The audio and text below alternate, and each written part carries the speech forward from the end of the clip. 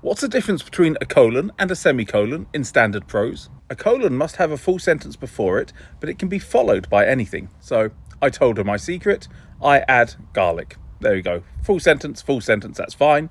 Also, I told her my secret, adding garlic. That part after the colon isn't a full sentence, but that's fine. However, with a semicolon, you must have a full sentence or independent clause either side of it. It was the best of times, it was the worst of times. That's fine because they're both independent clauses. However, if Dickens had written, it was the best of times, semicolon, also the worst, that wouldn't have worked. I always tell students to use a colon when the sentence before it is begging for more information. There's only one food I don't like. You can't leave the sentence there. Come on, you've got to give the reader more information. There's only one food I don't like, colon, tomato ketchup. True story, it's vile. So think of the second part as clarifying or explaining the first part. Now, because semicolons always separate two independent clauses, you could just use a full stop for them. It was the best of times, it was the worst of times.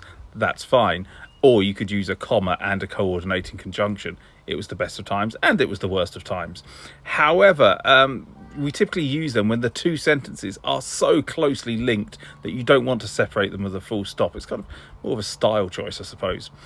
So that's when we'd use it there. I only ever use semicolons when I instinctively go to use a comma splice and separate two complete sentences with a comma. That's when it's like, no, you're not allowed to do that. That's when you need to throw in a semicolon.